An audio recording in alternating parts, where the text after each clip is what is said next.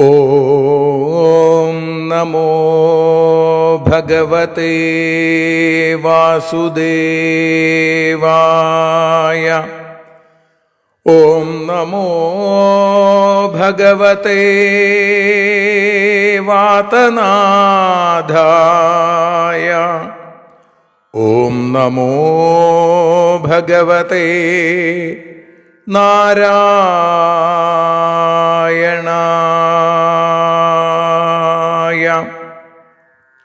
ഏവർക്കും നാരായണീയ മധുരം ആസ്വദിക്കാൻ ഒരിക്കൽ കൂടി സ്വാഗതം.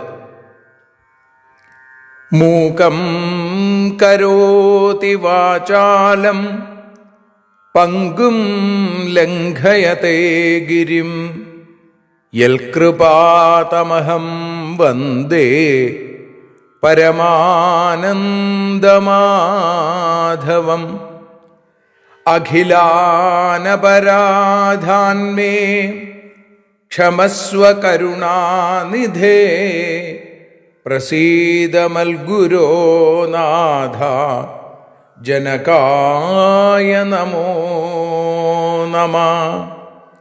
അഖിലാനപരാധാന്മേ ക്ഷമസ്വ കരുണാംബുധേ പ്രസീദ മൽപ്രിയേ നാഥേ മാതൃരൂപേ നമോസ്തുതേ. സദാശിവസമാരംഭാം ശങ്കരാചാര്യമധ്യമാം അസ്മദാചാര്യപര്യന്താം വന്ദേ ഗുരുപരമ്പരാം. നാരായണീയത്തെ പറഞ്ഞിടുമ്പോൾ നാരായണാഖ്യനെ നമിച്ചിടുന്നു. നാരായണൻ വായുപുരത്തിലീശൻ നാവിൽ നിറഞ്ഞെന്നെ തുണച്ചിടേണേ. മോക്ഷക്കടൽ ഭാഗവതം പ്രസിദ്ധം മെല്ലെ കടഞ്ഞു നവനീതമഹോ ലഭിച്ചു. മന്നിൽ നരന്നു ഹരിഭക്തി ലഭിക്കുവാനായി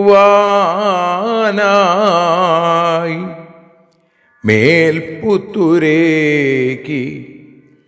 സദയം ശുഭ സ്തോത്രകാവ്യം.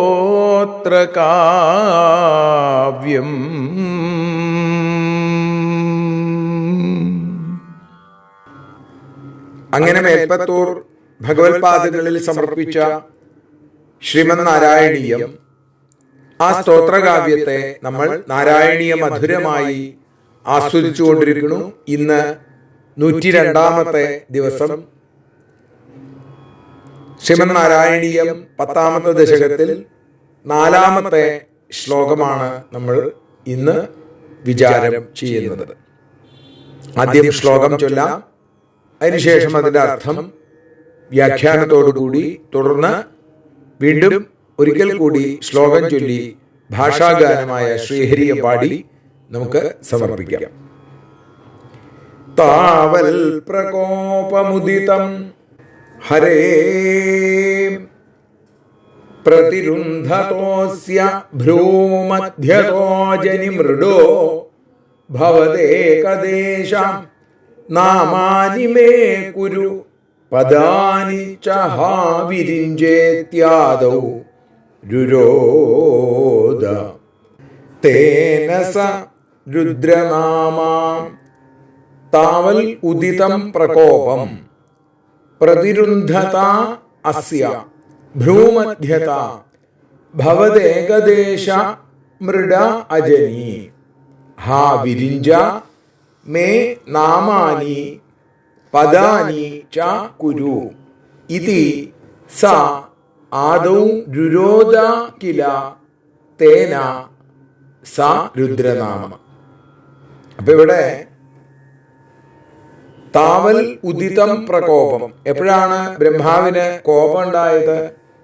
കുട്ടികള് മനസ്സിൽ നിന്നുണ്ടായ സനകൻ, സനന്ദൻ, സനാതനൻ, സനൽകുമാരൻ, ഈ 4 പേരും ബ്രഹ്മാവിന്റെ വാക്കുകളെ അംഗീകരിച്ചില്ല, ആ വാക്കിനെ സ്വീകരിച്ചില്ല എന്ന് പറഞ്ഞപ്പോ വർദ്ധിച്ച കോപം, താവല്ലുദിത പ്രകോപം, ആ വർദ്ധിച്ച കോപം പ്രതിരുന്ധത അസ്യ, മനസ്സിൽ ഒതുക്കുന്ന ബ്രഹ്മാവ്.